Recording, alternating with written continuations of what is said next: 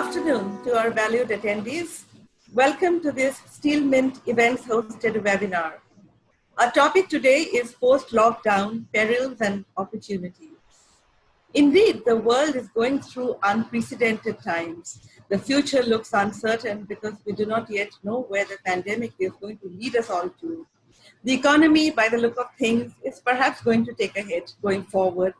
And yet the industry has to strive on, look for opportunities, tap into pent-up demand, and explore ways to get the better of the situation. You are joining us live on this webinar, and we have with us Mr. Piyush Gupta as a guest speaker, who will be sharing his valued views on the steel industry.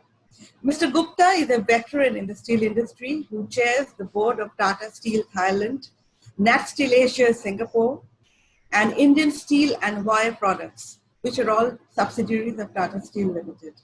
At Tata Steel, Mr. Gupta handles the revenue responsibility of rupees 60,000 crore pertaining to Indian operations in his capacity as Vice President, Steel Marketing and Sales. He also chairs the Council of the Agrico and Bearings Division and is a member of the board of Tata Steel Downstream Products Limited and M Junction Services Limited. He is also associated with the Confederation of Indian Industry, West Bengal, as Vice Chairman of the State Council, the Bengal Chamber of Commerce and Industry, and CII National Rural Council, and the World Steel Association as a member. It is a pleasure to have you on the webinar, and a warm welcome to you, Mr. Gupta, on behalf of Steel Mint and myself, Madhumita Mukherjee, editor, Steel 360 magazine. Thank you, Madhumita. Good to be here. Good afternoon to you and all the attendees and audience around the world. Great. Let us begin right away because we know Mr. Gupta has a busy schedule and has been in and out of meetings, but he has been kind enough to give us his time. Last fiscal, Mr. Gupta, especially from April to October, was quite a challenging period for the steel industry. Then I believe things started looking up from November, and there were expectations of a rebound from Q4 last fiscal. But the pandemic set in by March, and we went into lockdown from the third week. So with the easing of the lockdown, what is the domestic scenario like now from the steel industry's perspective? Has domestic demand started improving? For what products, in which particular areas? What are the factors aiding this uptrend? If you could tell us. So, Madhumita, as you very well know that this is a very unique pandemic, and it's not that we have seen slowdowns for the first time. We have gone through 5 or 6 slowdowns in last 30 odd years, but this one is really unique because it has affected health, economy, and also it has got political dimensions to it. And such kind of a three-way confluence is very unique. So when you say what kind of sectors have got affected, certainly it has got impact on all areas of the economy, all parts of economy, whether it is agricultural, manufacturing, services, they get affected. And steel being one of the core industries and sectors, there is a derived demand and there is a direct demand, and therefore steel gets affected.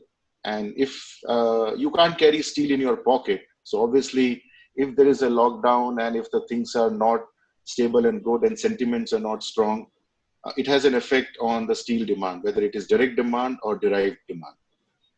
So to that extent, this pandemic has been very unique, but we are braving it out.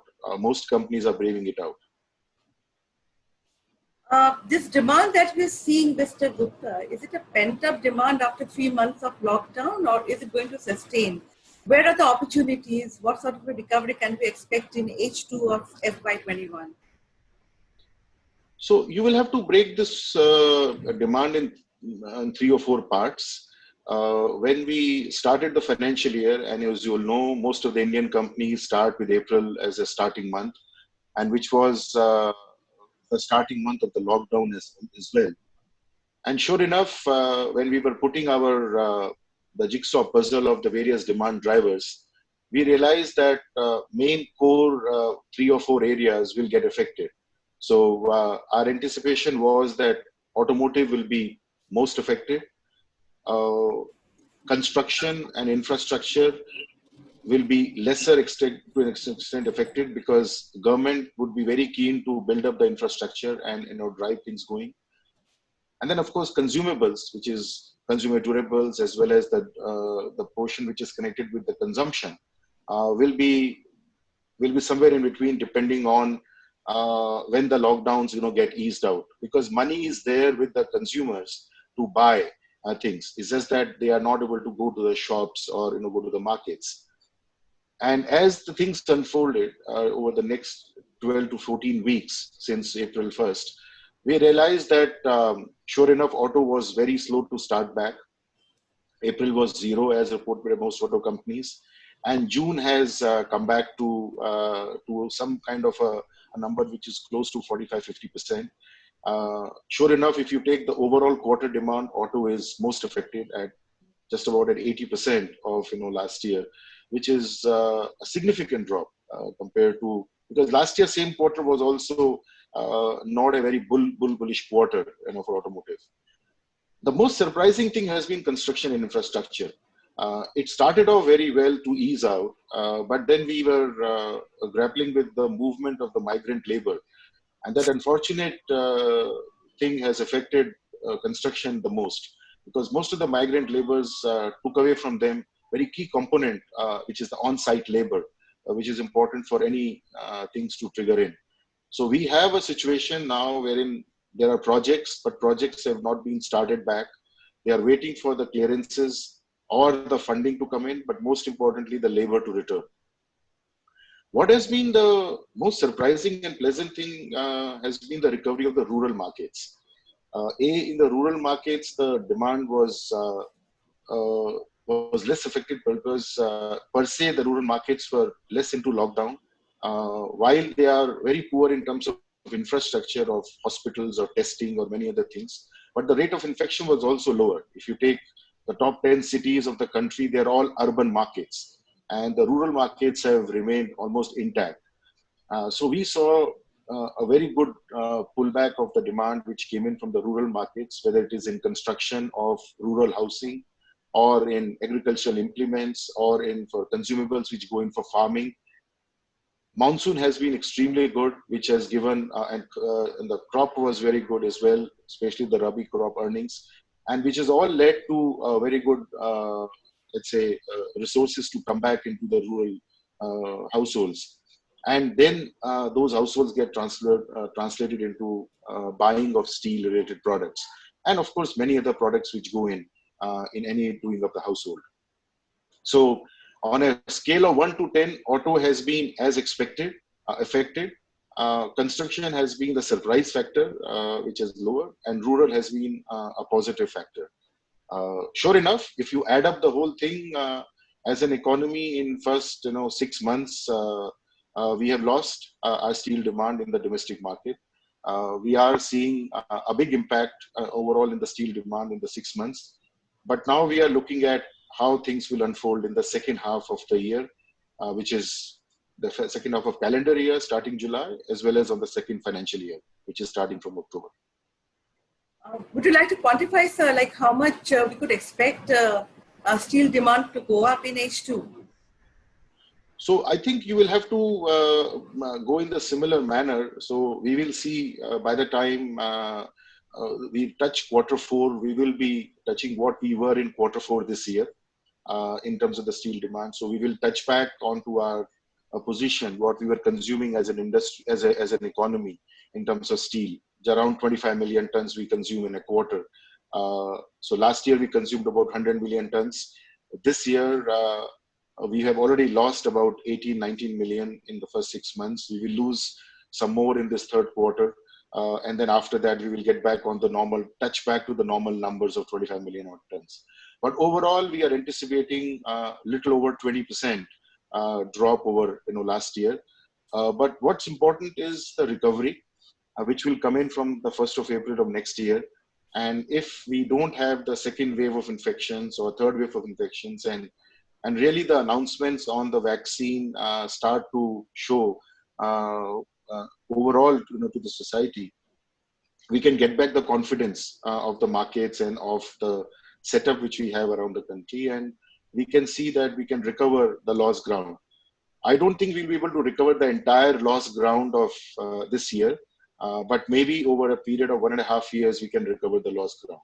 So I'm looking at 2022 as the full calendar year when we will be back to where we were in 2019 in a way. So the whole thing has pushed us back by almost 1.5 to 2 years in terms of the domestic demand. Where do you see the challenges going ahead?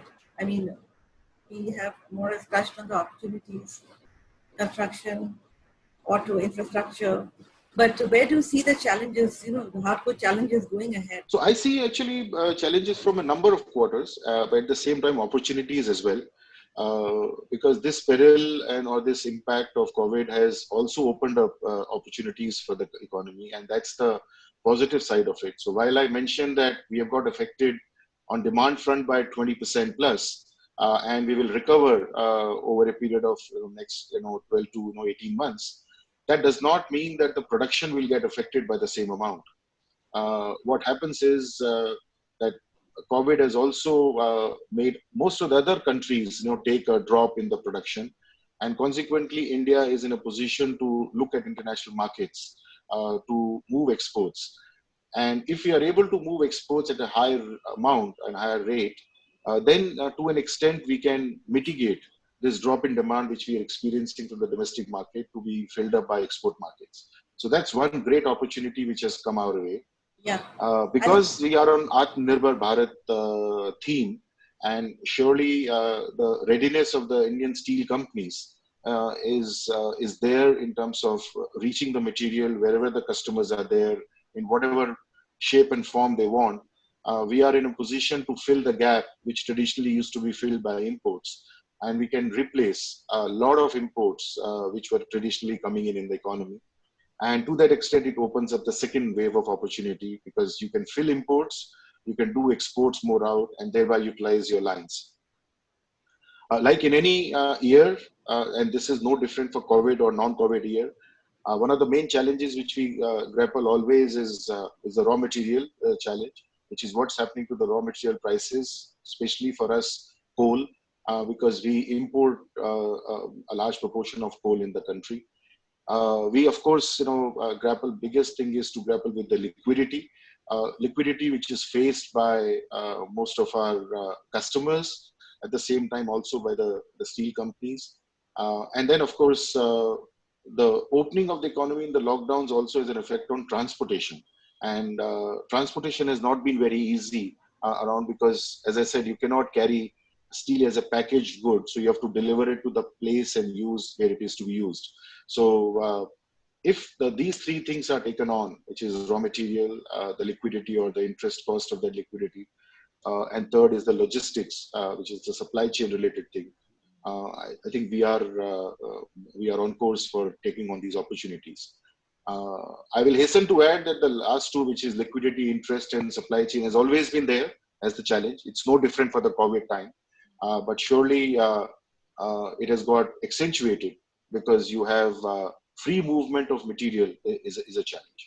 How was Tata Steel prepared to handle the situation in terms of production, inventory, manpower when COVID struck India?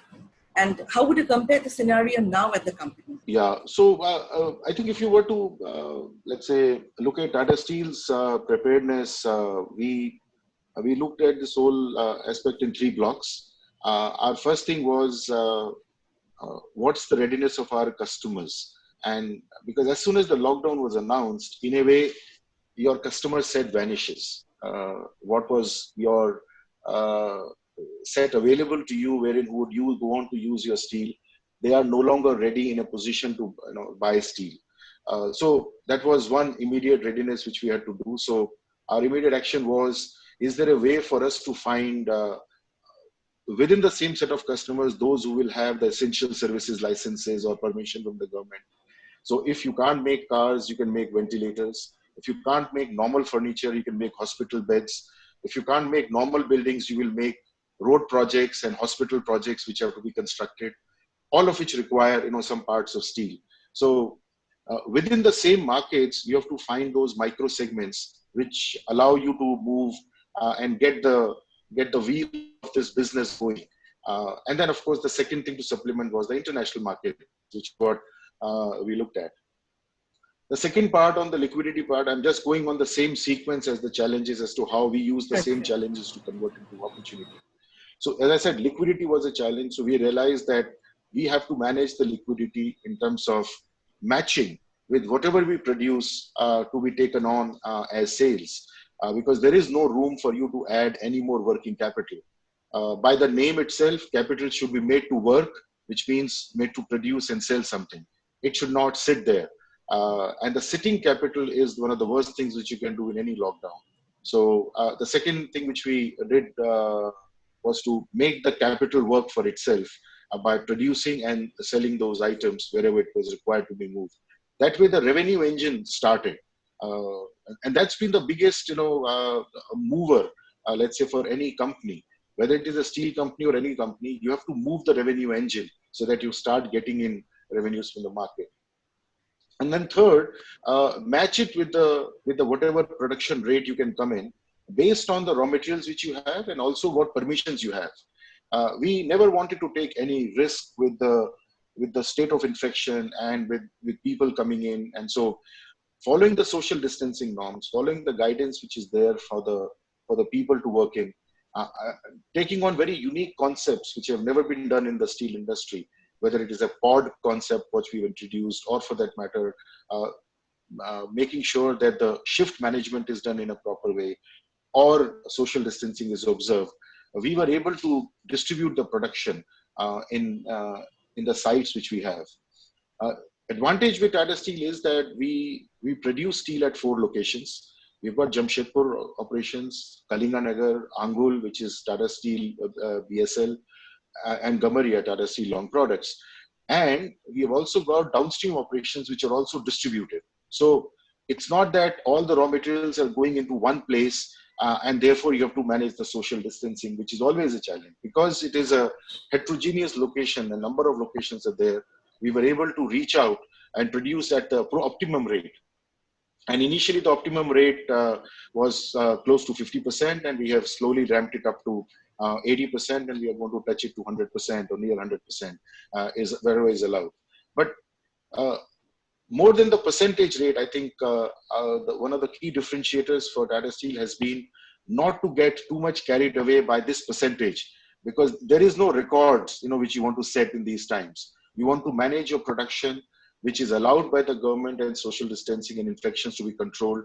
You to do within the liquidity norms which are available to you based on the revenues what you can collect. So this triangle has to fall in place, which is very important, as opposed to let's say gaining any bragging rights to say that I operated the mill at a certain production rate. And if you do that in a sustained manner, it allows operations to stabilize. It does not see the ups and downs in the production rate. It allows things to move very smoothly. Because of the multiple locations, Madhumita, it also helps us in evacuation. The supply chain is always then enabled for money. Yeah. So, but still, do you think that by September could you be ramping up your operations fully? Yeah, indeed. I think the way things are going, even in the month of July itself, we are almost touching to our full thing. But as I said, the important thing is to produce as much as what you can in international markets. Surely we have seen the pickup which is there in the domestic market. As I mentioned, Q2 is better than Q1. And to that extent, you will do this balancing. But the biggest balancing is between liquidity, production, and what you can sell. And if you manage this triangle well, the triangle will keep increasing in its size, which is better utilization rates. And we will touch those numbers. Now, because of the lack of demand during the lockdown, mills had to resort to exporting in a big way, and China's demand fueled overseas sales. So please tell us what you felt about the export scenario then in the industry.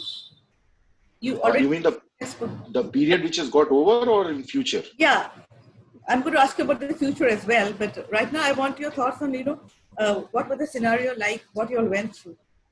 Yeah. So I think it's not that we let's say discovered a new market or something like that. I think suffice to say, when you are based in India, you are living in an economy which used to consume 100 million tons. On our right side is Southeast Asia, which consumes 80 million tons, and on our left side is Middle East, which also consumes similar amount. So India is very strategically and appropriately positioned that we have about 300 million tons around us. And I call it as a zone of freight advantage because we can move things in less than $25 from our Indian ports to any of these destinations, either left or right of the country. And that's the strength of India and how quickly we respond and to move in these markets. China typically used to export about 5 million tons a month and would also import steel from Japan and Korea. They were the maximum, let's say, trading partners. But because of the slowdown, we also saw a dropping of exports, which happened from these two countries. And there was this gap which was available from the Chinese market. And as the market started to pick up and domestic demand of China, which recovered very fast, when Wuhan announced lockdown on January 9th, they went into lockdown for about 76 days. Unlike us, who went into a much longer lockdown, we are already on 120th day and we are not ending lockdown in a hurry. But Wuhan came out of the lockdown on 76th day. And I distinctly remember 25th March when we announced the lockdown, one of the main cities in China, they announced lifting of the lockdown. That's how, let's say, synchronized or symptomatic it was. And then sure enough, in another 10 days, Wuhan also came out of the lockdown in first week of April. Along with the lockdown lifting, I think what China saw was a great comeback of construction, infrastructure, and also the consumable demand, which is automotive and consumables. And sure enough, the economy started to get more steel in.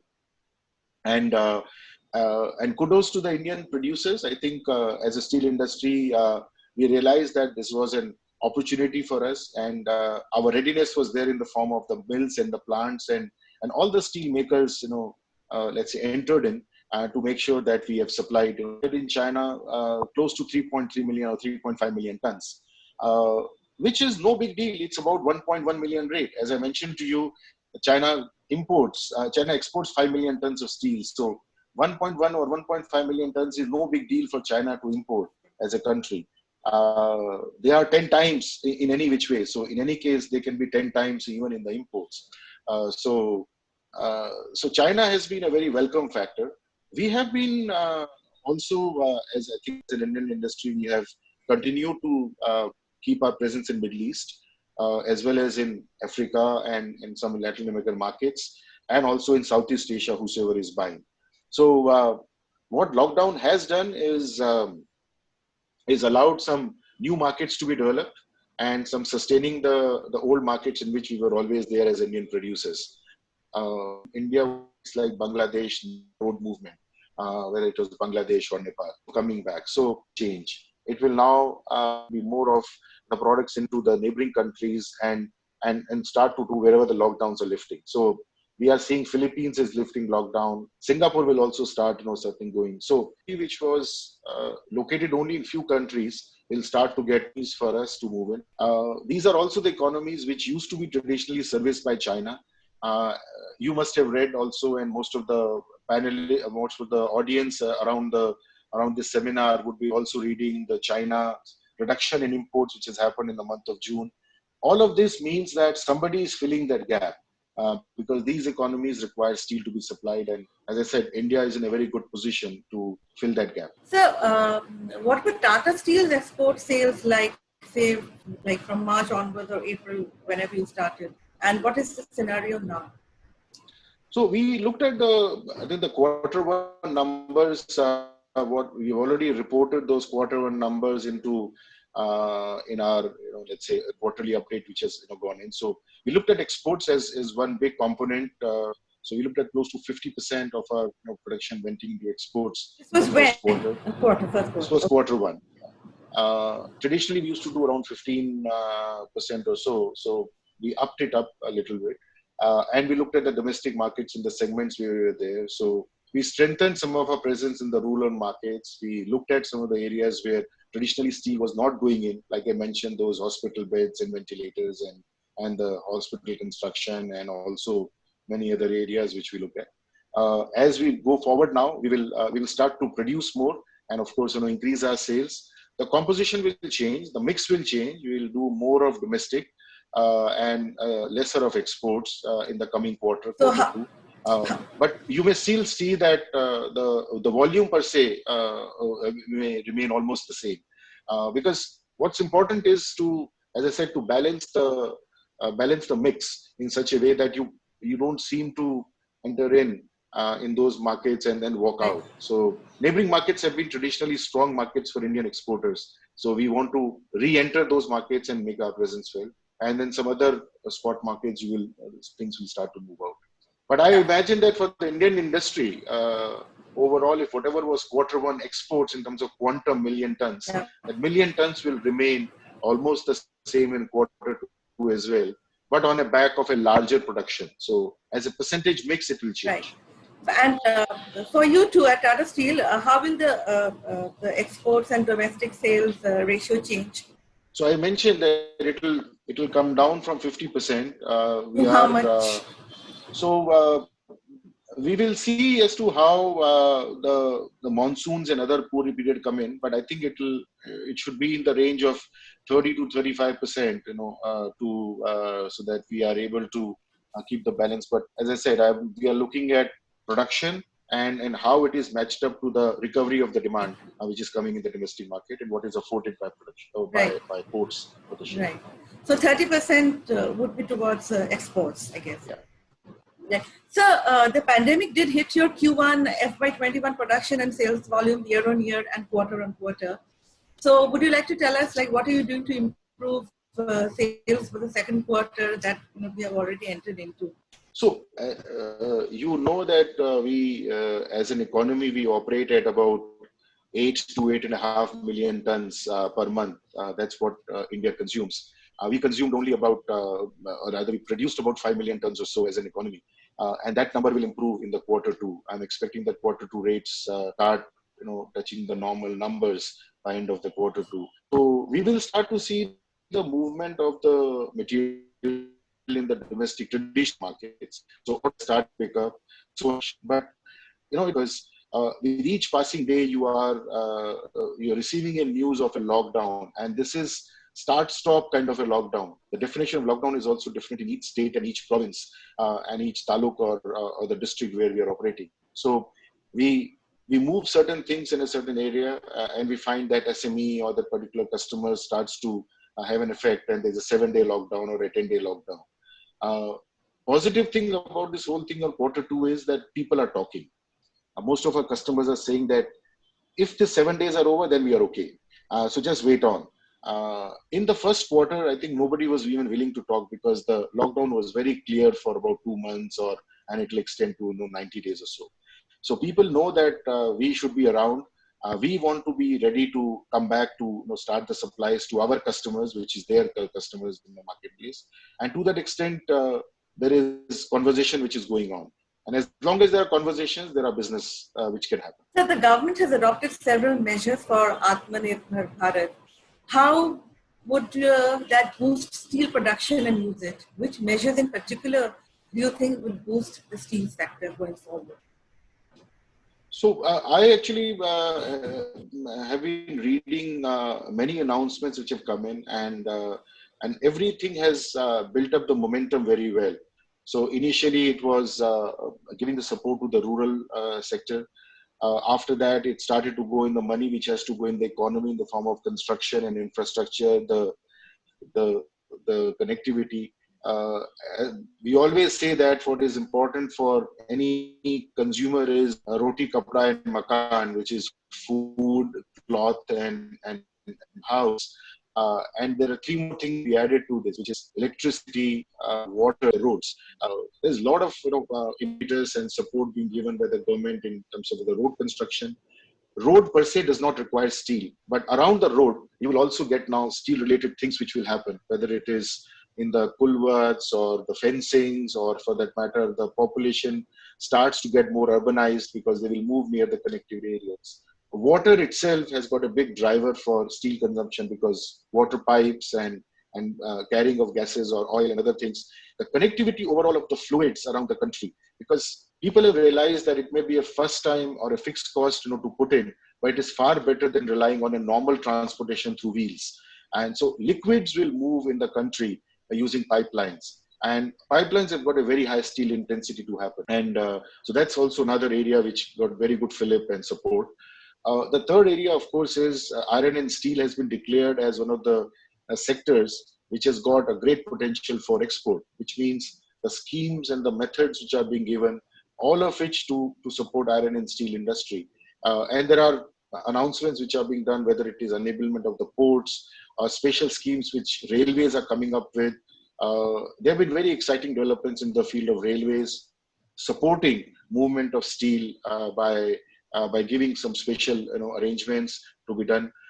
All of these are auguring very well, because if you go back to the start of a conversation, liquidity or money and the interest rate and connectivity, which is movement of material, were the two challenges which any steel company would grapple with.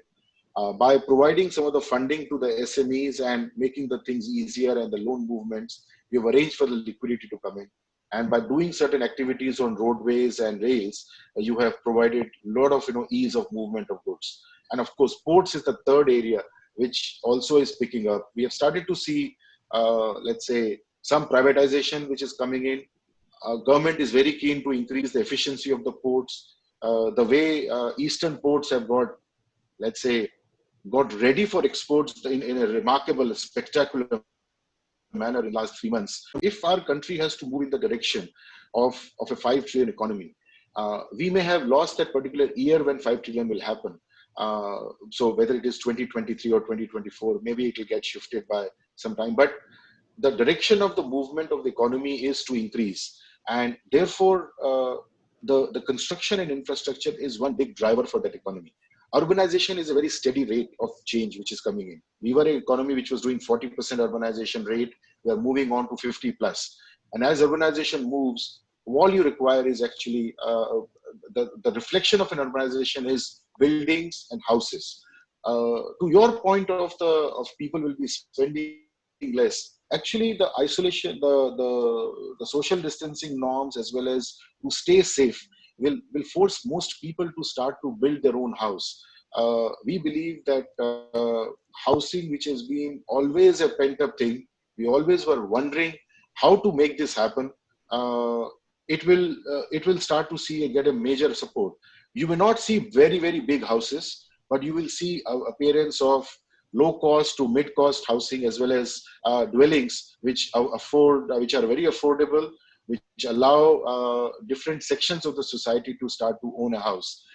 Our long-term story on steel stays intact. I think we are still looking at a time when, as an economy, we'll consume 300 million tons of steel.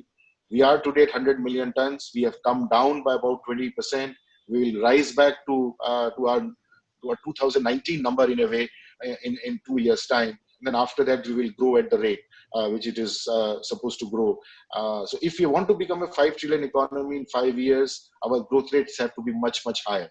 And a reflection of that growth rate always gets translated into steel consumption. And so we believe that 2021 to 2030 still remains the golden decade for steel consumption.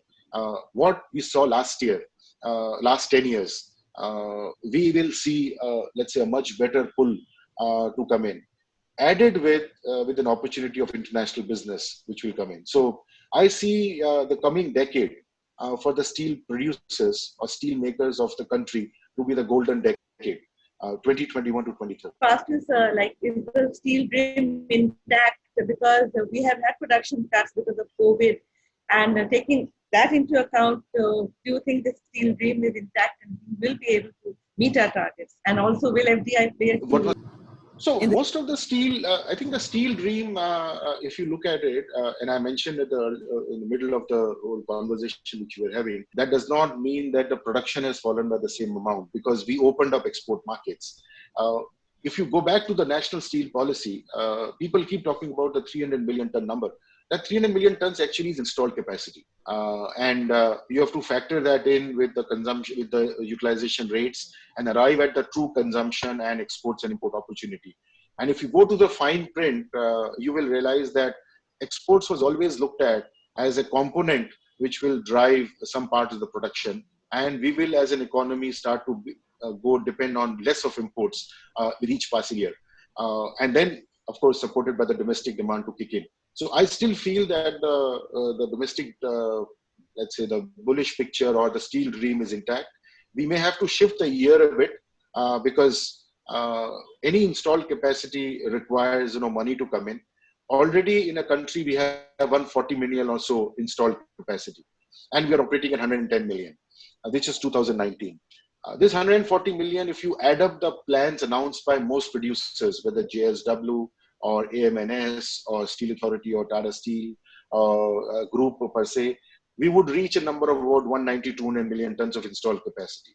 So to that extent, the funding, or so to say, the preparedness and the readiness is already there, to reach that installed capacity. The next balance, which is what we have to run for, is there a way for us to create carbon friendly, investments to go in the production, so that we can set up facilities which are faster to come by. But if the demand is growing, certainly steel capacity will follow through. I can assure you one thing. If there is a demand, and we have seen this in a number of countries, China saw this. As the demand started to pick up in 2000, 2005, steel capacity followed immediately after that. So same thing may happen in India. If steel demand kicks up, which is what is expected in this golden decade, which is coming in, we will see steel producers or steel companies coming forward. India is a welcoming country. We welcome external investments to come in. Please come and set up shop in the country, use the raw materials, and you've got a very happy market or a ready market for you to be developed. So on purpose, it's a very good place from any company to look at. Let me come in at this time and tell our viewers to send in their queries, because we will soon be taking those questions to Mr. Gupta. And please write your organization's name along with the queries, your name and organizations as well. To come back to the interview, Mr. Gupta, what is your take on raw material sourcing challenges? And here I'm talking mainly about iron ore, because more than 80% of the auctions, Orissa auctions, were won by the large captive integrated players. So any company, for that matter, looks at the raw material linkage, whether you are an electric arc furnace producer or you are a sponge iron unit, or for that matter, an integrated steel producer. If you have access to the raw material through the mines, you take that. Otherwise, you will buy raw materials. We have seen that in Japan. We have seen it in because of COVID. I think we have not faced any problem. In fact, I would say that our relationships have only got strengthened because we did not do any jerky stop or start in our plants. Our conversations with material suppliers, and it's not that we buy only coal. We buy many raw materials, and they have seen us operate for many days, and the converse situation. The best part was we did not give them any hiccups. We explained to them our situation. We explained one plan of unlocking. But as they're getting into more and more flat products and more advanced steels, whether for automotive or high tensile steels, or even in construction or in API, oil and gas, they require ferroalloys. And those ferroalloys, whether it is in the form of ferromanganese or silicomanganese, those things can come in. So I see, let's say, a dual prospect in a positive way for ferroalloys. Domestic producers of steel will be looking for ferroalloys of this kind, which is typically used in core steel production. And then the so-called the glamorous part of the ferroalloys, which is ferrochrome and ferronickel, will be taken by the stainless steel producers around the world. Even India also is increasing its stainless steel production. We still, as a percentage, very low compared to overall steel, as well as what others do in the world. Mr. Gupta, Tata Steel have a strong focus on steel retail with the launch of India's first organized steel retail store in Kolkata last year. And Tata Steel also has sub-brands within this umbrella, Ashiana, Nestin. Tell us about your retail business. How is it doing? And what sort of plans do you have to take it forward? Sure. So first, Madhumita, just to correct, but what increased was the consumer Tata Pravesh, which is the doors or the Tata furniture, and all of that is now retail from that store.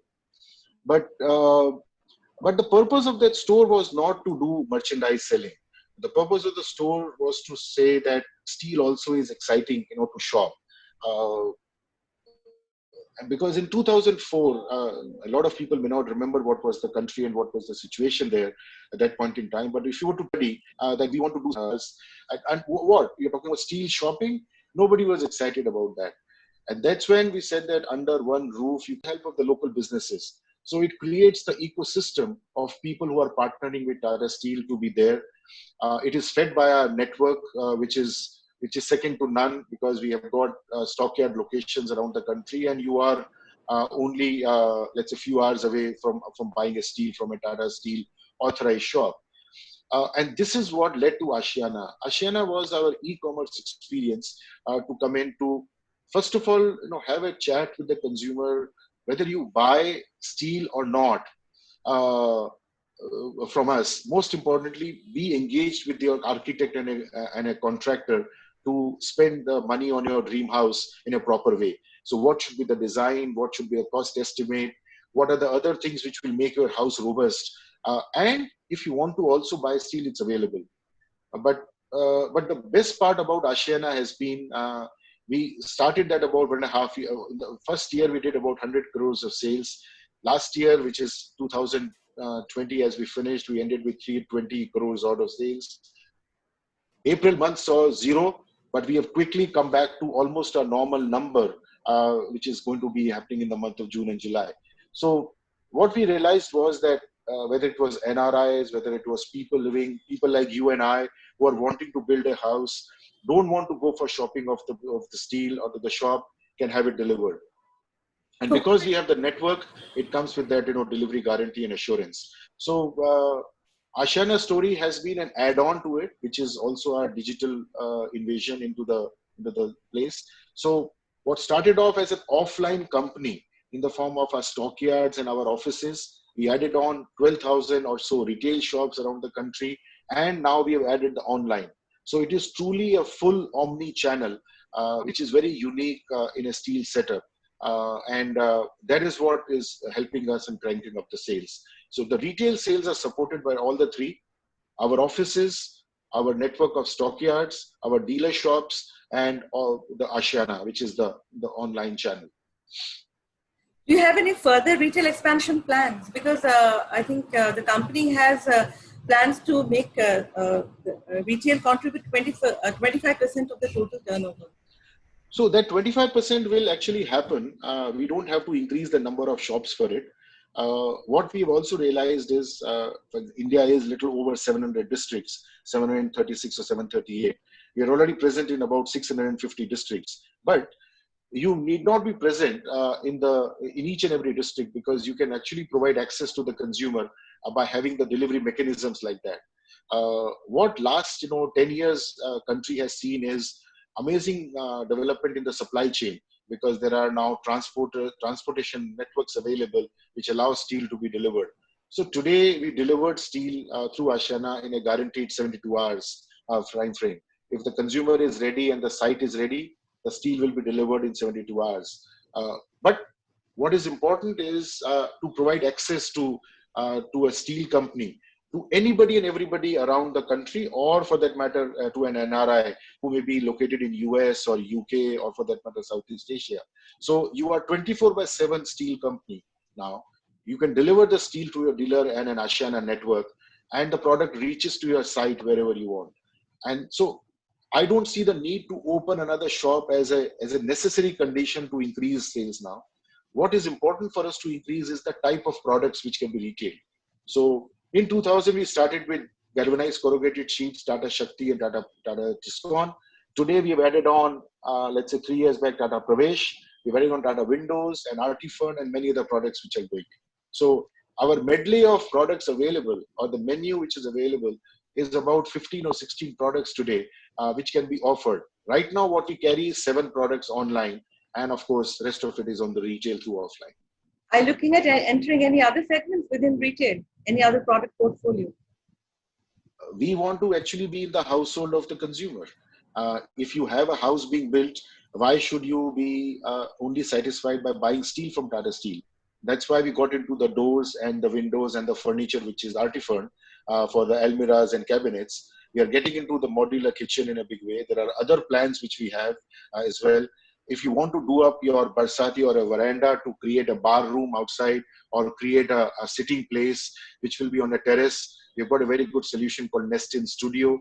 We are getting into retail toilets, which is the Nestin toilets as part of the sanitization scheme for the sanitization program, which government launched in 2016. We are, of course, there in water ATMs, which is water anywhere, whichever you want, as well as in the security cabins. So there are a number of retail products which hitherto were not being catered or being catered in a very rudimentary manner, which is what we have converted into an organized business. And that's what we will keep expanding. And that's what will take us to 25%. I don't see 25% to be a huge task, which is insurmountable. I think we'll be touching there very well. What it is connected, of course, with is the denominator is also changing, Madhumita, by the way. It is 25% of our sales. Because we are also expanding, 25%, which is the numerator, also keeps increasing in rupees crores. So your net sales turnover was over 60,000 crore in FY20. Did you meet your target in FY20? So I don't have one target. So we have many fingers in our hand. Some will remain short, some will be longer, and that's what we do. So if the target was to get a smile on a customer face, I think we met it. If the target was to see the satisfaction of any of our B2B or B2C or a B2 SME customer, I think we met that target.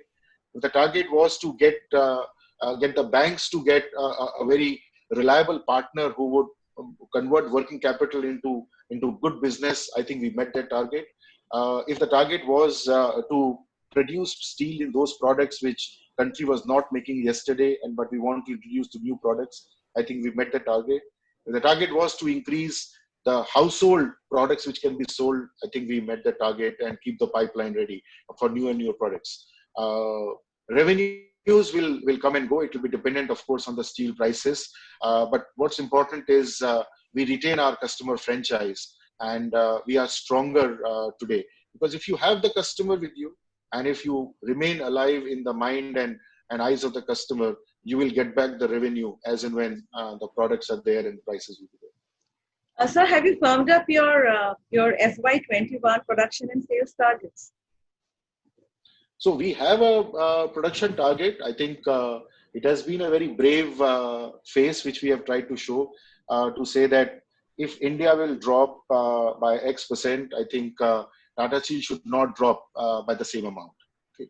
So my first thing is that we don't want to lose our position. I think our customers are getting into the business, and if they are going to be buying, we will retain our share of business with our customers. So I want to get back to I want to make sure that the customer business or share of business is retained.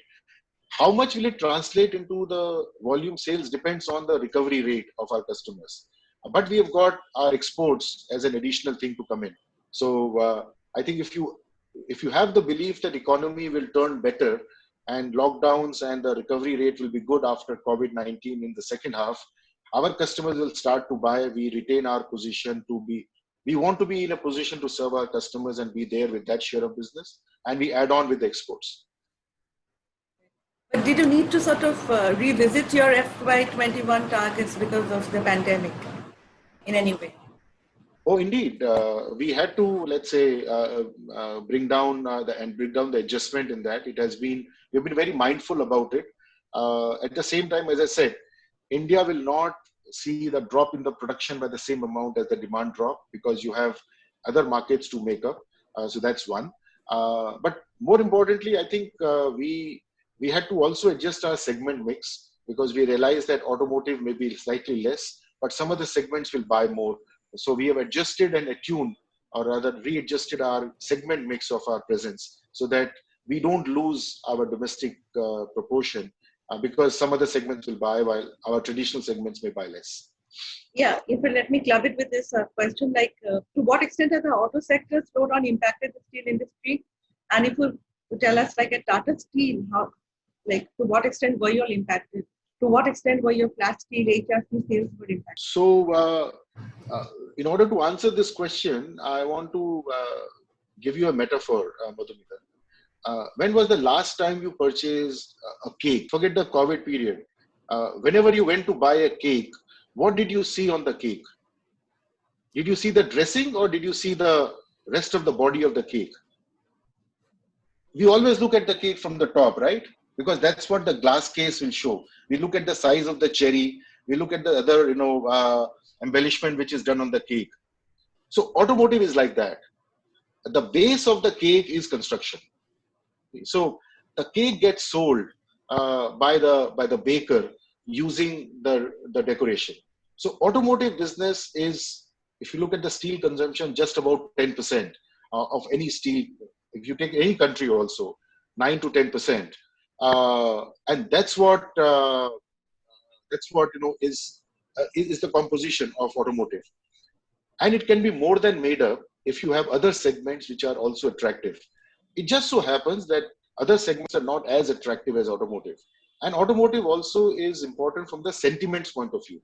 So just as you buy the cake for an occasion, whether it's a birthday or an anniversary, or it's a celebration which you are doing, you also will look at the sugar content, the flavor and the taste and other things. Even if automotive also, when we look at the composition, we look at what gets retained. So some part of the automotive business, if it is slowing down, can be made up by alternate segments. Like I gave you an example of a ventilator or a beds or other things. But some part cannot be made up. So the skin panel of an automotive, I'm sorry, cannot be met up by any alternate segment. So to that extent, we lose. And if you have got facilities for that, certainly those facilities suffer for that period. But there are a number of other alternate segments which can be made up. So that's what we have tried to do. So automotive for Tata Steel is much larger than 10%, but we were able to make it up by many other alternate segments and micro segments which you got in. So just for an example, we saw emergence of solar in the country. We saw emergence of many industrial machinery which came in.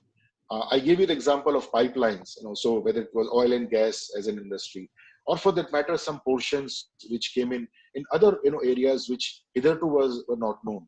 The dish antennas and many other things which came in. So there are many other alternate segments which started to buy steel, which were not being catered by us. So I should say that even last year, I think you have seen Tata Steel numbers for the last year finished.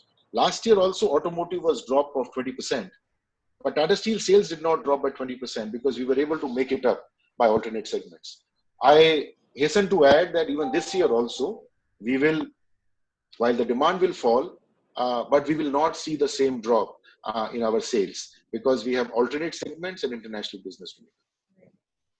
So you're also in charge of Tata Steel Thailand and Nasteel Asia, Singapore. Please tell us how COVID-19 impacted the steel business in these geographies and what is the midterm outlook for steel in these two markets? Yeah. So let's take, while both of them are in Southeast Asia, I think they have a different experience to COVID. Thailand experienced what is called as a mild COVID, while government was very alert and they took on the necessary steps of curfew, which was similar to our Janta curfew, but they were very quick and prompt to put in restrictions. And mind you, you're talking about a country which is heavily dependent on tourism, but yet they were very quick to put in the clamp down to not have tourists to come in. They absorbed the hit which was coming in onto the hotel industry as well as the tourism industry in Thailand, and they affected the construction in also. But today, as I stand on the Q1, which has got over, they were the least affected by COVID in Southeast Asia and India, of course, included. Yes, to their neighboring countries, Laos and Cambodia, they were affected. They did not have many export opportunities, and a lot of imports also, nearly started to go down. But Thailand has braved it very well, and Thailand has fought COVID very well in a very smart manner, in a very disciplined manner, I should say. And it has been a very good hard work of 100 odd days which they have put in, and I think it is going to reap them benefits, rich benefits, as they come into Q2 and Q3. So our guidance for that market has been to sustain our presence and be very watchful and continue with our presence of construction. Mind you, in Thailand, we are only present in long products over there, which is only construction. So 95% of our business is construction. In Singapore actually saw a very good start to the lockdown, but then they were saddled with very quick spread of the infection due to the migrant labor which comes in from Malaysia. And therefore, but again, government was very efficient and very quick. They clamped it down. So we have seen what is called as a 60 days of a clamp down or a shutdown, but it is now starting to open up. It is still not opened up fully.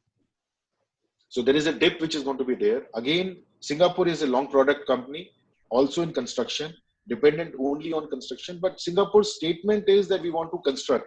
So there are new airport terminals, there are new metros, there are subways which are going to be created.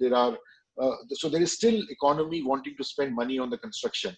And Tata Steel is the only national company over there. That's why it's called as a Nat Steel, which is the national steel. So if there is construction, what is good for Singapore is good for Nat Steel.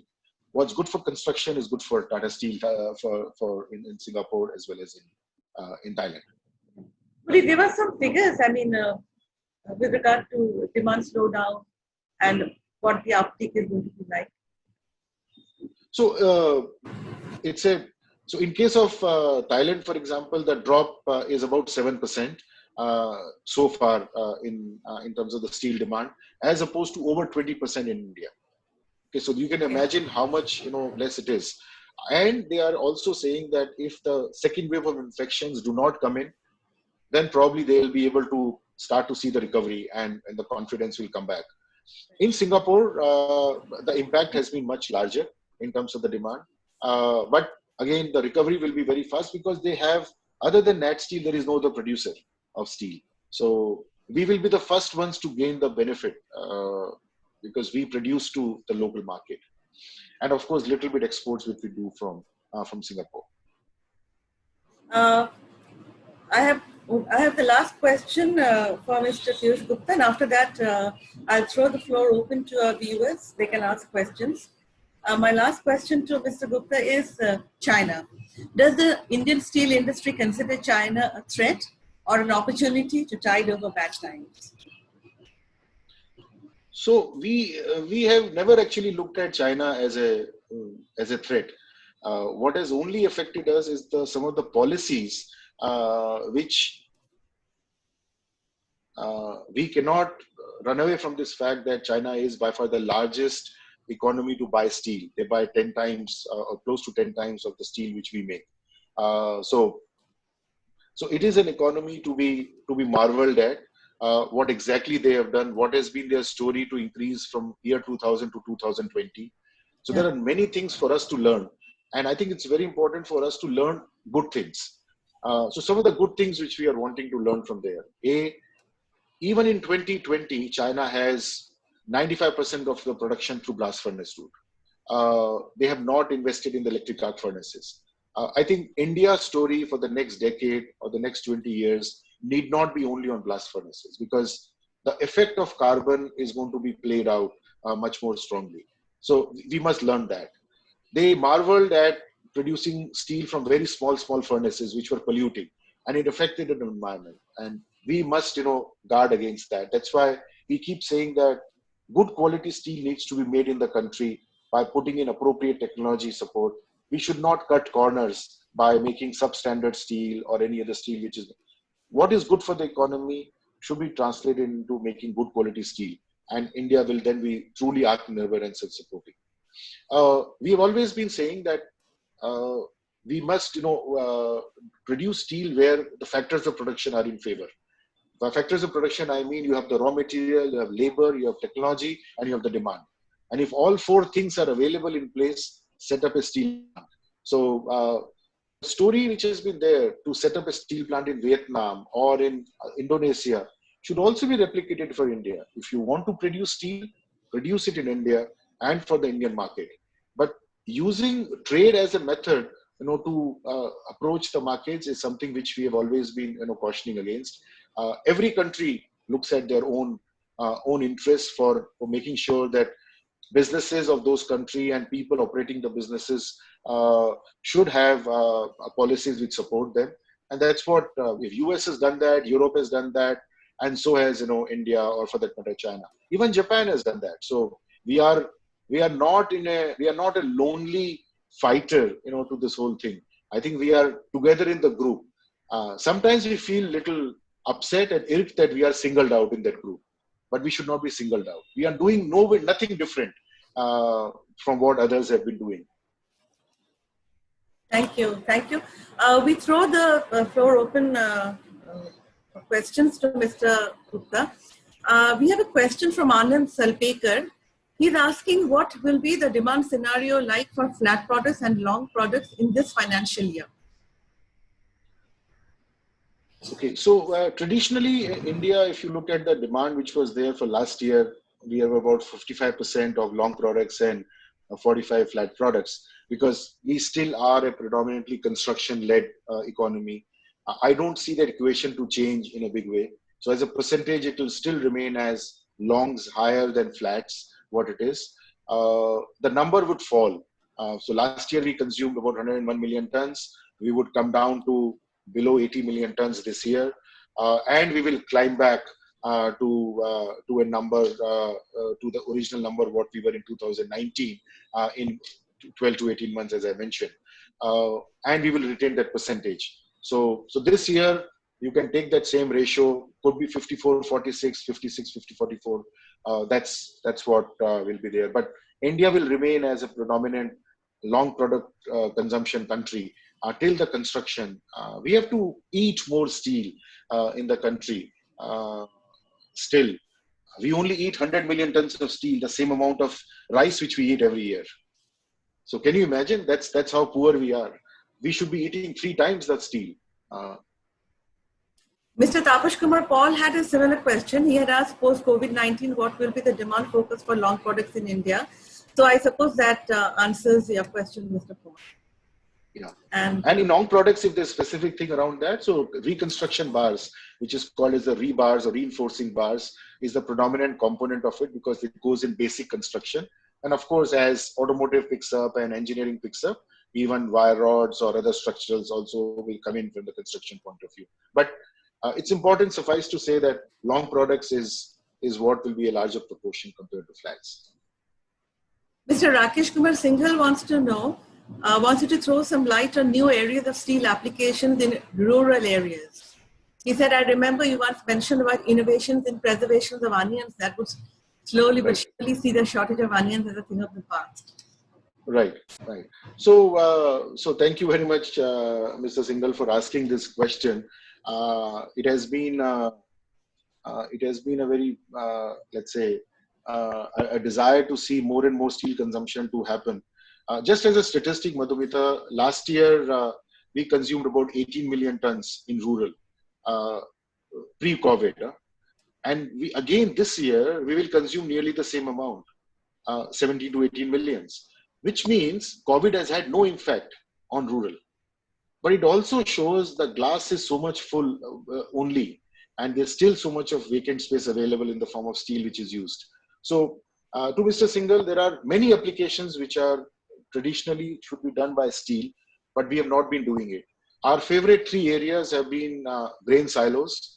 The second area has been the connectivity in the form of road-related investments, which is poles, electricity, and connectivity through the dwellings and giving low-cost housing. And third is to support the farmers in any which way. And this was the whole driving force, that our consumer is the farmer. And if you go to a farmer in any setting in the country, the roof is of a thatch and a tile. The wall is not there, it's a mud wall. And which gets washed away with water, or rodents come in and it's bad and not good for them. And inside the house, they have non-steel items. We want to enter that household in a big way. So why not all kinds of steel furniture and steel utensils which go in, including the walling and the roofing things. The warehouse came in as a result of a very painful feedback which came in from Maharashtra, because onions are grown onions actually grown twice a year. And the crop which comes out in the summer month witnesses a major impact, and therefore it has to be stored properly. And the current method of storing was very poor. And that's what we created as a steel warehouse, which can breathe air and the air circulation, which will drop the wastage of onion, which typically used to be 40% to less than 5%. And it would allow also the panic selling of onion to stop. Today, it's a crazy commodity that suddenly increases to 75 rupees a kg and then drops to 5 rupees, less than 5 rupees a kg, because you see your onion crop going waste and you just want to sack off. We want to give the storage solution to our to the farmers, and these are farmer bodies which are there. So we have already got our first warehouse implemented. It has been taken by one of the farmer produce organization, and we are now going to other farmer produce organizations to create.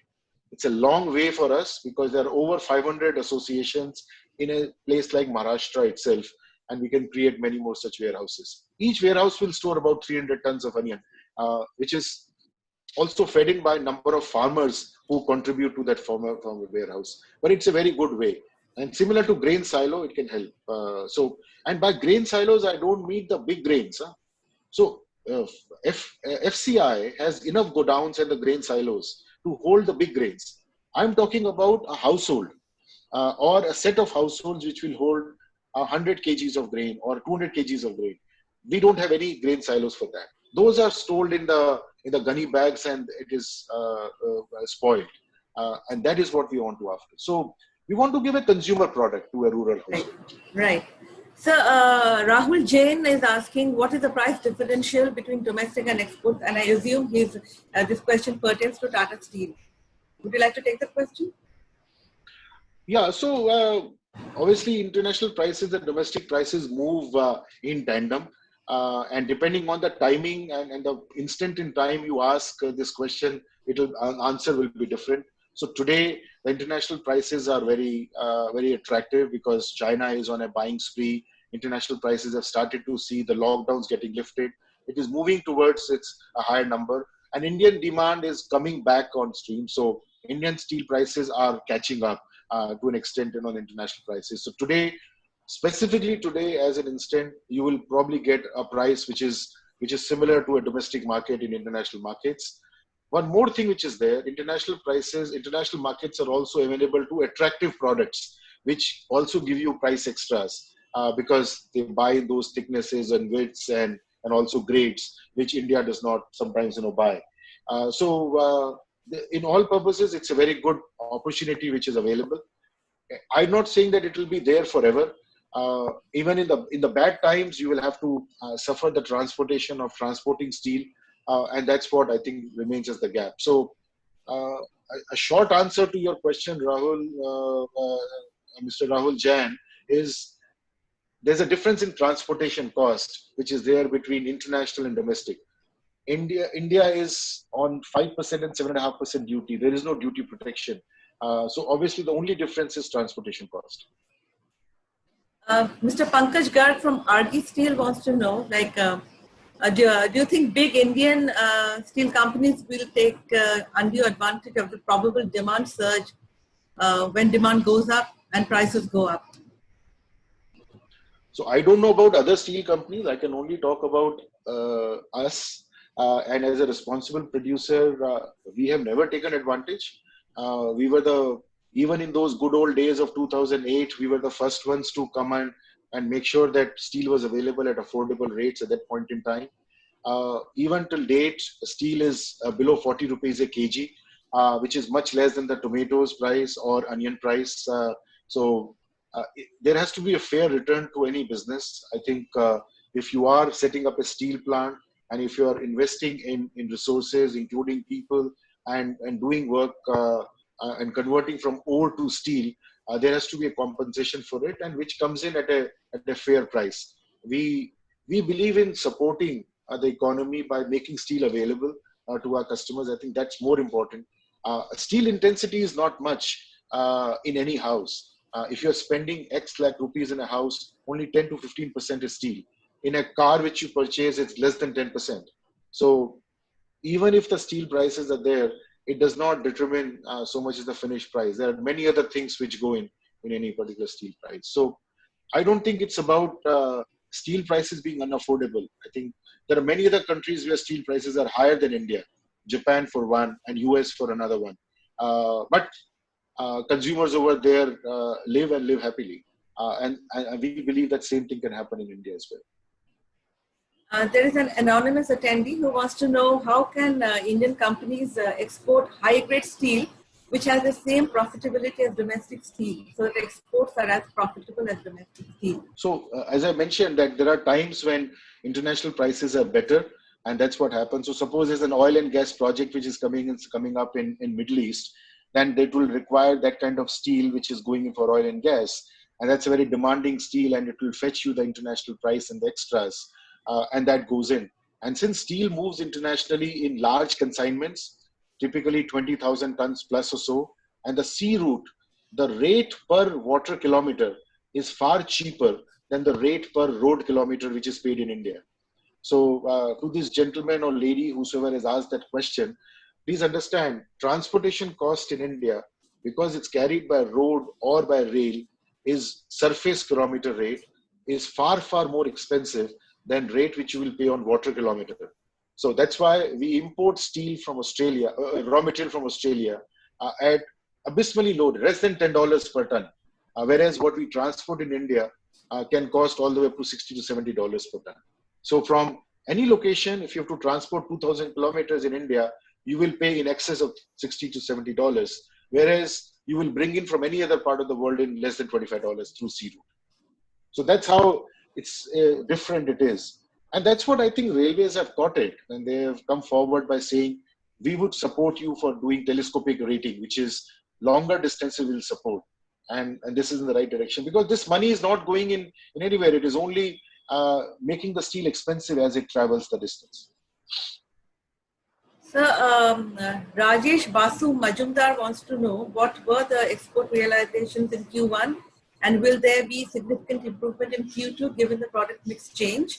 And also, how is the company going to reduce or restructure its debt given the successive rating downgrades by international agencies?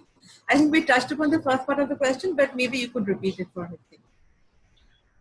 So obviously the steel prices are mirroring whatever is happening in the international prices. So in quarter one, if iron ore was more like $80, today it's about $110. So $30 of iron ore translates into $50 of steel. So obviously steel prices will see a jump of $50 or so in the quarter two. But how much of it gets translated depends on which one got shipped when. So depending on the orders which you have and the destinations which you have. But I'm talking about broadly the number change. So quarter one saw raw materials at a certain price and steel at a certain price. That jump is clearly $50 to $60 which has happened. And that has been experienced by various players depending on which part of the cycle you were in and which part of the booking cycle you were on. The second part of this is we are quite conscious, of course, of the debt situation, what we have. We have already, I think, if you are connected to our analyst reports and analyst meets, this question gets all the time asked, and there is a very clear guidance what we have given. So I don't want to repeat that guidance. I think if you want to listen to any of the analyst reports, you will have this picture very clear as to how we are dealing with the debt and how we are very focused on our spend, whether it is a capital spend, and what we're doing with the operations. Nirmala Deb, the editor, the technology editor at Steel 360 is asking you, are big Indian producers ready to supply API X100 grade duple and super duple grades to help with input substitution in the oil and gas sector? So thank you very much, Mr. Nirmalia, and thank you very much for sparing your time to attend this webinar. We are from the same fraternity, and you know how happy steel producers will be if we are given an order for X100. We are already now in place to make X70 steel. Most of the steel producers, certainly Tata Steel is fully equipped to make X70 grade steel. Most of the pipeline projects, so Mr. Nirmalia, I think you will remember also, pre-2010, which is before the economic crisis, most of the API was in X42 and 52 family. That contribute to 80% plus of the steel API. Today, less than 40% contribute to that, and it has got replaced by X60 and 70. N80, which is the casing, as well as X100 kind of steel, is very few and far. So it's not that every company has to make and every country has to make all possible kinds of steels. We have to make something which is amenable and for which the demand is there. In the country today, given the terrain of the country and the pipeline lengths which we have and the type of the fluid which is carried in there, X70 is a very good family, and X70 is a very good family which will feed most of the markets. An X80 or N80 will also be available from the steel companies. Technically, if you look at, let's say, Kalinganagar plant, we are equipped to handle up to 1000 MPa steels. So we can go up to X100, there's no problem. But there has to be a demand for it. And as and when the demand comes up, I think the equipments, will follow through in terms of the capability of producing it from the line. So the foresight which Tata Steel had in spending on a mill of this kind, such a robust mill, was to be ready to make all kinds of high tensile steels in future, and also steels for the automotive, for which our further investments are coming in. But I club this question with the previous one too. It's from Rahul Maurya from M Junction Services Limited. He's asking, is there any plan to produce special grades like aluminized steel or CRGO, which are not available in India and are getting imported? So it's very important for us to appreciate this point that not everything needs to be done by everybody. Okay, even Japan does not produce all kinds of steels, or US also does not produce all kinds of steels. When you live your life, you don't produce everything what you consume in the house. You buy certain things. It has to have a economic purpose to be fulfilled. So, and I've always maintained this, including in one of my seminars at Delhi. I have said that we don't have to be apologetic when we import CRGO. The total CRGO requirement close to 350,000 tons in the economy. If you want to set up a CRGO plant, you'll have to spend on a cold rolling mill and a hot strip mill to set up like that. You will spend close to $1 billion, 5,000 crores minimum to produce that. How will that plant ever be economically viable to produce 350,000 tons of CRGO only for the purpose for a certain requirement? I think we will be smarter as a country, as an economy, as a steel producer to support that particular CRGO to come in from outside, just as we are supporting high-speed rails. But what we are saying very clearly, I'm just digressing a little, just to help illustrate the point. When the new bullet train project will get implemented, the rails may come in from Japan because these are high-speed rails. No problem. But please don't get the station buildings. Please don't get the fencing and many other things which go in. The sleepers on which the rail will sit, India can produce. So it is the type of steel which you import that has a problem. So if there is a smarter way to buy steel, great. You can get the steel in the form of CRGO from world production, including rails or many other items which come in. But if you look at the composition, Madhumita, of the import basket, and this was very nicely shown by Ministry of Steel, when they showed that the wagon wheel, out of that full 9 million tons which is imported, only 1 to 2%, or let's say less than 5%, is those steels which are of this glamour variety which cannot manufacture. The rest of it is all manufactured by India, by Indian producers. So we should shift that and be smart in importing, like Japan today imports, or Korea imports, or for that matter, US imports. Subrata Saha, he is writing in. He's asking you, he's saying that most realtors, builders and contractors are buying and using local steel, local re-roller, rebars. Then how will, TMT, branded TMT bars like Tiscon be able to, compete, retain their brand equity? If you, brand share. So if you, so Madhumita, this is actually fundamentally linked to the question which you asked.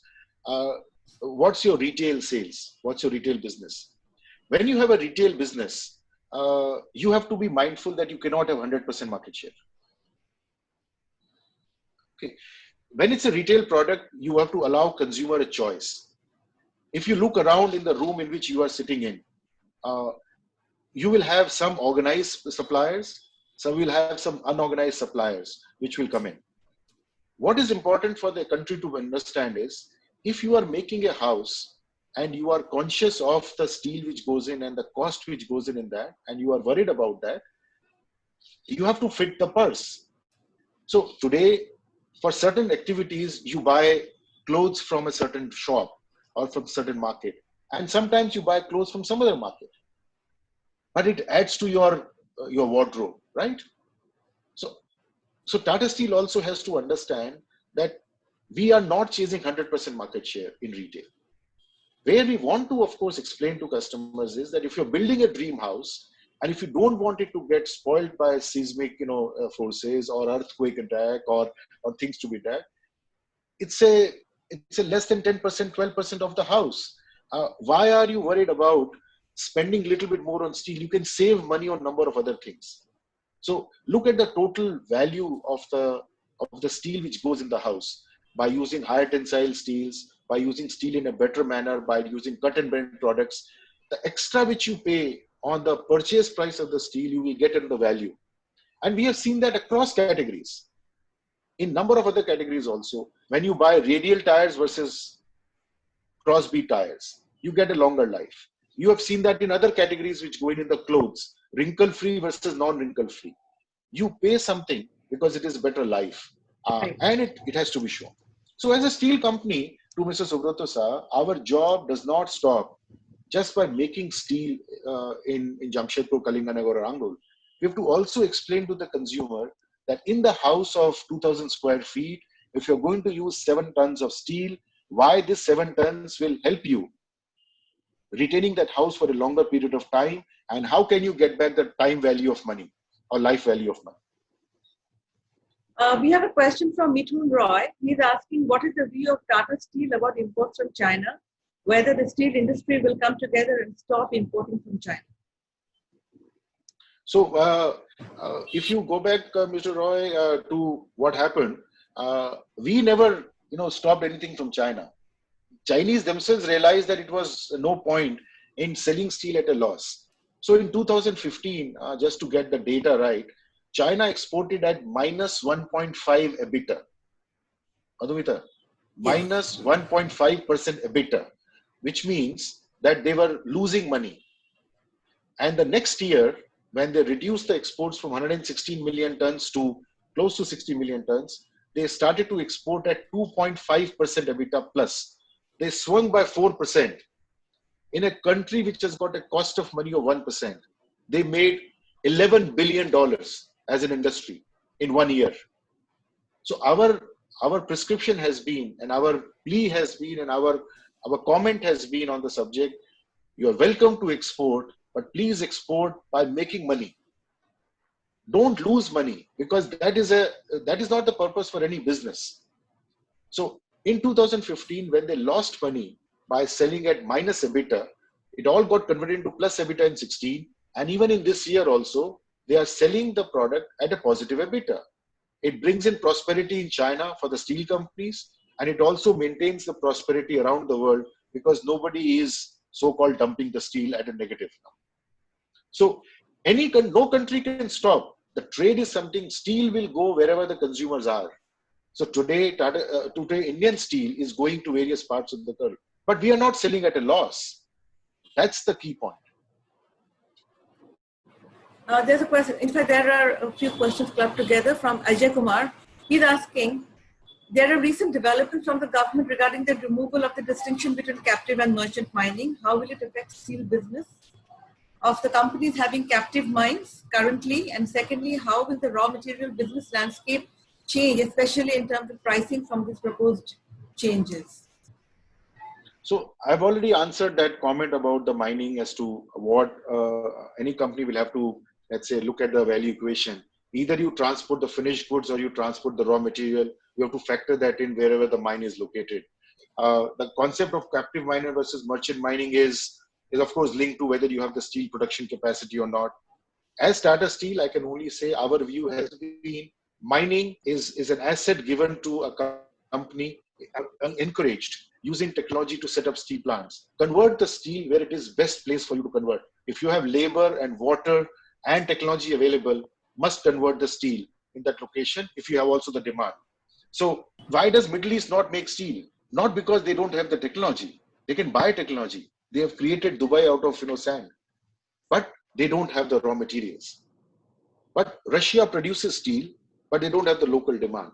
So what's important for us to appreciate is India has a huge advantage, and this is the advantage of our location, and that's why once upon a time we were called Sone ki Chidiya. Today, in steel business, if you look around, as I mentioned to you, we are on our right side 189 and 90 million tons, left side another 90 million tons, own country 100 million tons, going to 200, 300 million tons. You will consume around this region in which you are operating 500 million tons of steel. I see no other word other than golden decade, which to phrase the golden decade. That's what we are really. And this can happen within how many years? Oh, sure. Depends on how, let's say, but I see we are talking of a long range planning. What I'm talking about, Southeast Asia is already consuming 85 million tons, and Middle East is already consuming, and India is consuming 100 million. We are talking about 100 million going forward. So it will become double in 10 years time, like it always happens. We were 25 million, 27 million in 2000. We became double of it in 2010. And we became double of that in 2020. This country has seen 20 years of growth in which we have grown at that rate. We have doubled every 10 years. I see no reason. And despite governments changing, despite various policies and 4 economic slowdowns, 2001, 2009, 2016, and of course now.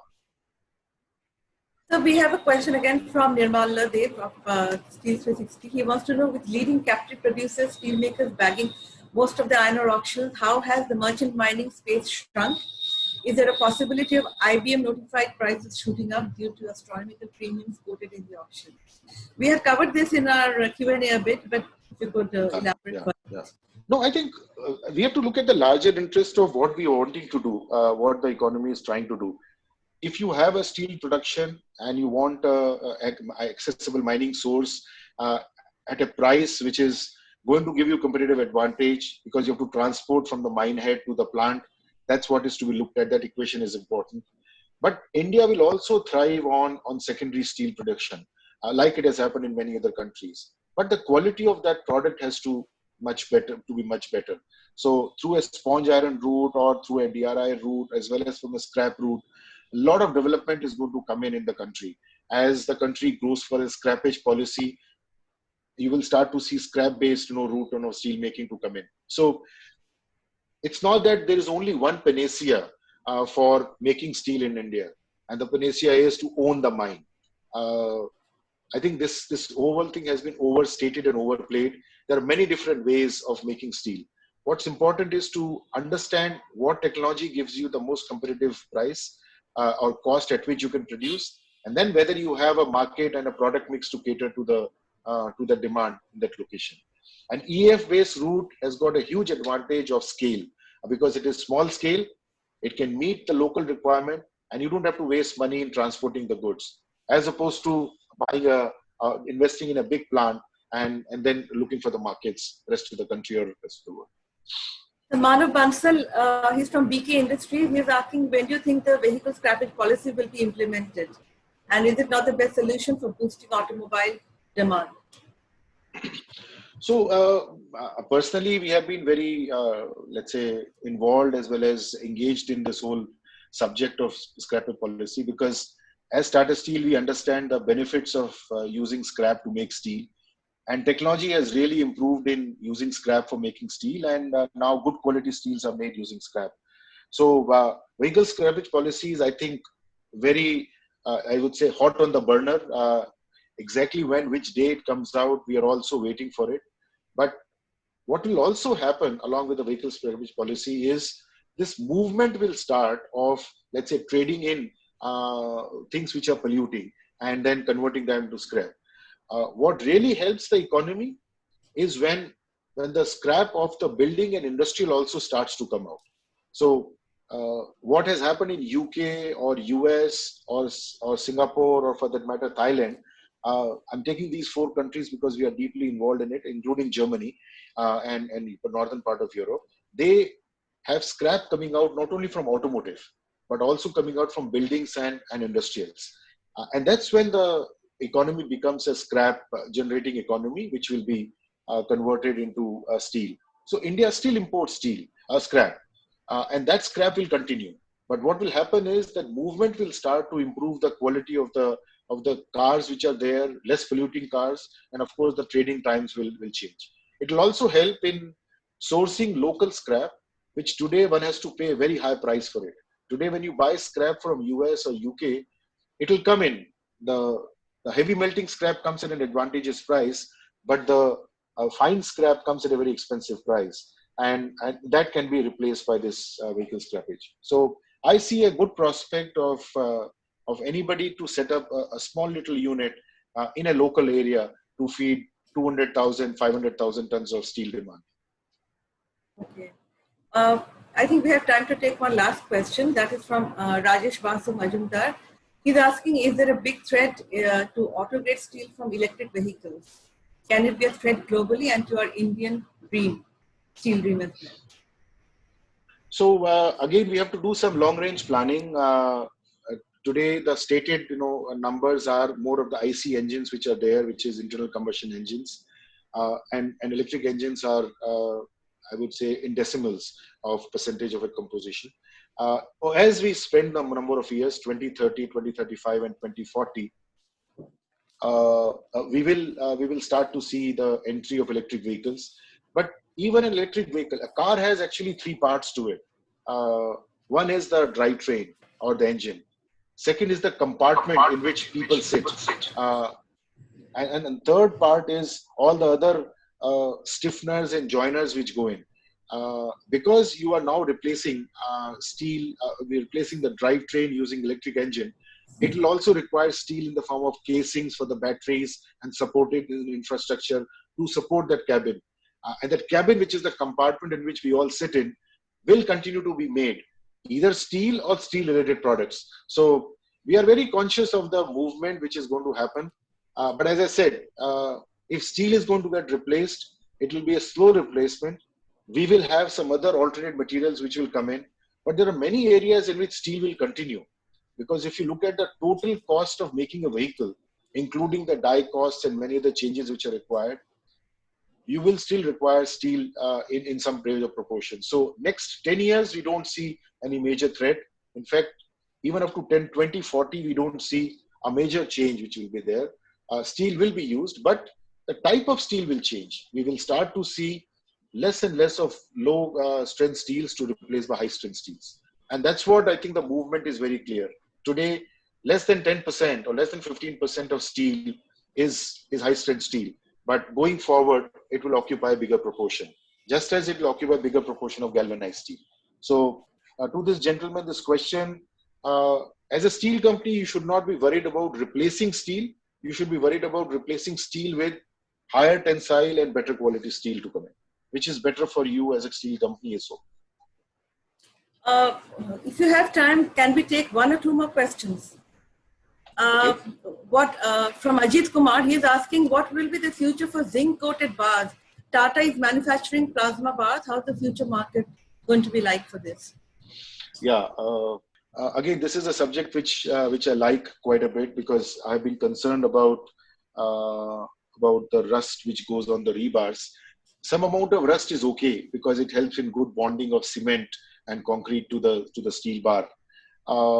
But the solution which was being propagated in the country of a certain type of coating does not help much, because if the steel bar is heavily pitted or deeply rusted, then it causes the problem in the structure. So an easy answer to this whole thing is produce steel fresh and use it within 1 month of production. So if you go back to the scrappage question, and if you go back to the EAFs, imagine if steel is manufactured at a number of locations in the country, then all it has to do is transport only 100 kilometers, and within freshly produced, like we get cookies and other things, freshly produced. So like the milk run happens, we also have steel runs, which will have the steel produced fresh. If it is not rusted, then we don't have to over-treat it by galvanizing it. I personally feel that a steel which is going to get embedded in the concrete, spending 15,000 rupees per ton on that rebar to galvanize it is a very expensive solution. galvanizing is a very good idea when it comes to galvanized corrugated sheets because they're exposed to the air and they withstand the sun and the rain and other things. This is an embedded, this is a reinforcing bar which goes inside the concrete. We have to only ensure for the period before it goes into the concrete, it should not be rusted. So it can be achieved by freshly producing it or by some treatment which gives you protection for those number of hours. And that's why we thought of plasma, because we felt that as plasma, we will be able to do a very fine coating, which will not require a major coating of 100 GSM or a 200 GSM. If you do a hot dip galvanizing, then you spend 500, 600 GSM or grams per square. So, which is very expensive, and in any case, it is going to get embedded in the concrete. I think the new technology which is coming up is continuously galvanized rebar. It is better because it will control the coating thickness to 120 or 150 maybe GSM, which will be better for the consumer, maybe 12,000 rupees per ton, but still it's a lot of money. It's a lot of money. It's for a product which is basically selling at 40 rupees a kg, you are spending another 30% on coating steel, only good for a few days. So while I'm welcoming this plasma and galvanized rebar thing, but I think the solution is a very high expensive solution. We will be better off looking at steel to be delivered in ready-made solutions. So if you are a consumer or a site, why do you want to buy a rebar? Buy a cut and bend solution which has got rust-free material and delivered to you, and it is ready to be put in the concrete. As I said, slight amount of rust is okay, deep rust is a problem. But those who don't have this, and if you want to keep it for more than 3 months from production to the site and before it is used, or in a coastal areas, possibly you have to do galvanizing of rebars. But it's a sugar coating with a heavy expense of a rebar. Right. From commercial point of view, I'm saying this, and I always believe that technology which does not meet the commercial smartness is short-lived. But the technology which meets the commercial smartness will remain. That's why we are talking on a Wi-Fi. That's why we are embracing digital, because it's an example of a technology which is promoting efficiency and smartness. Okay, thank you so much, Mr. Gupta. We come to the end of the session. There are a lot more questions, and I think we can send those separately to Mr. Gupta, and he can answer them at his own good time. Thank you for giving us your valuable time, Mr. Gupta, and for the incisive answers. I'm sure our attendees enjoyed listening to you as much as we did at our end. Thank you, Madhumita, for your deep engagement, and thank you very much for organizing this. It was a pleasure talking to you, and also to listen to many of the questions which were asked. I just want to leave some parting words to this audience, always to you. We are around as a steel company, as a steel industry, and we are looking forward to the golden decade which is coming in front of us. Thank you. Thank you. Thank you to our attendees for tuning in. Please keep watching this space for more such webinars and podcasts. I'm Madhumita Mukherjee, editor Steel 360, wishing you goodbye. Thank you.